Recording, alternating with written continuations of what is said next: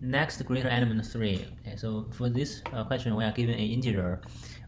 We need to find out the integer that is greater than the given integer with the same digits.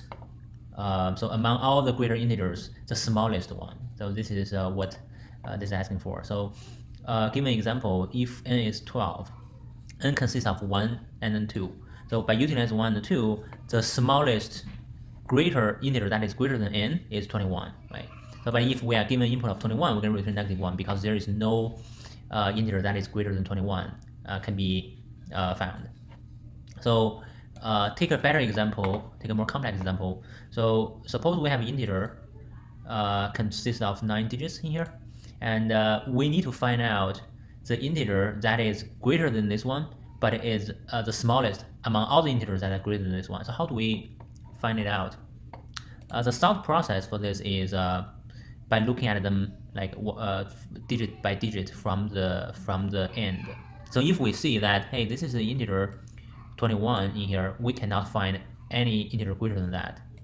And the same for 321, and also the same for 6,321. So the intuition in here is if we are seeing the integer that is ordered descendingly from a digit perspective, right? So we know that if the digit is descending order, then this is already the largest integer with the digit can combine, like the integer is already the greatest.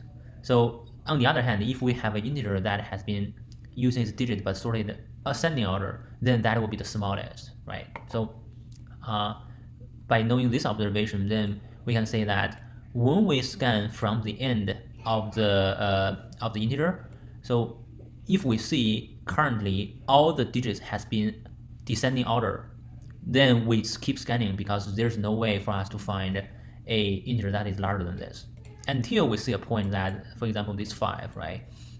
This 5 becomes less than the previous integer we scanned, which is 9.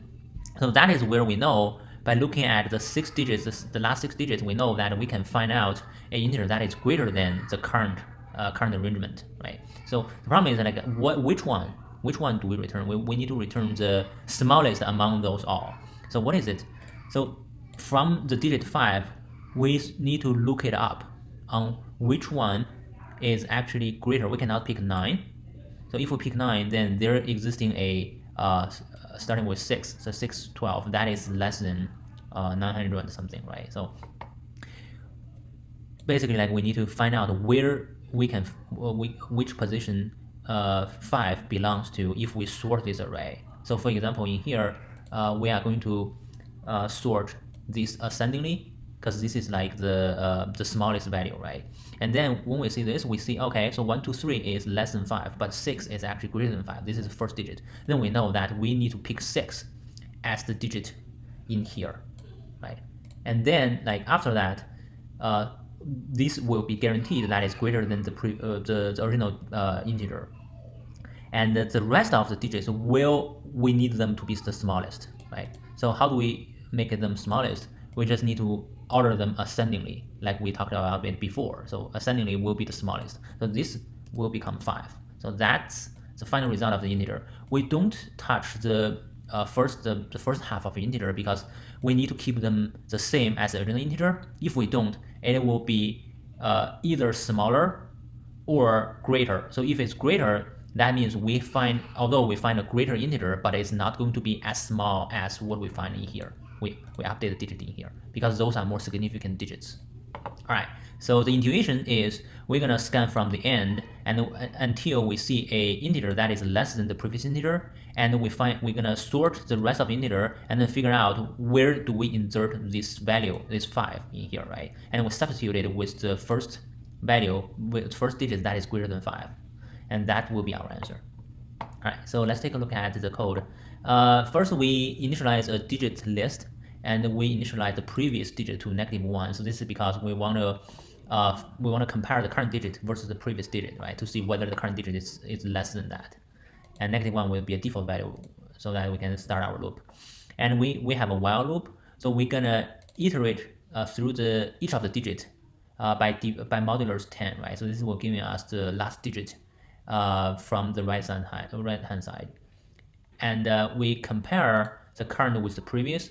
If the current is greater or equal to previous, which means it's already sorted and descending order, we're gonna add it to our digit list. This means that we cannot find integer that is greater than the original arrangement so far, right?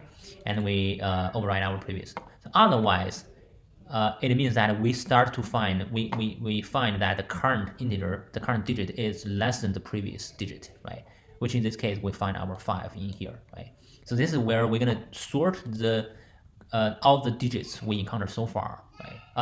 In ascending order.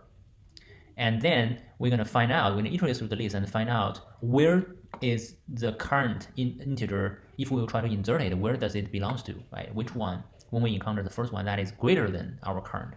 So we need to iterate through this and then find 6 in here, right, in this example.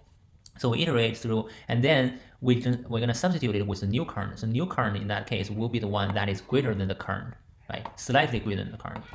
And we set the original digit list we have to the current. So once we all have that, right? So we know that we substitute the new current, and here is a slight catch in this case, is because we cannot have a integer that is greater than the integer max value. So that's where we have a long value to denote our result. So you can think of it as n in here, but it's a catch. So we have n, and then we gonna augment our, we're gonna form the result by using our new digit, right? So multiply 10 and our new digit will be adding the current digit back to our result, but with a new current.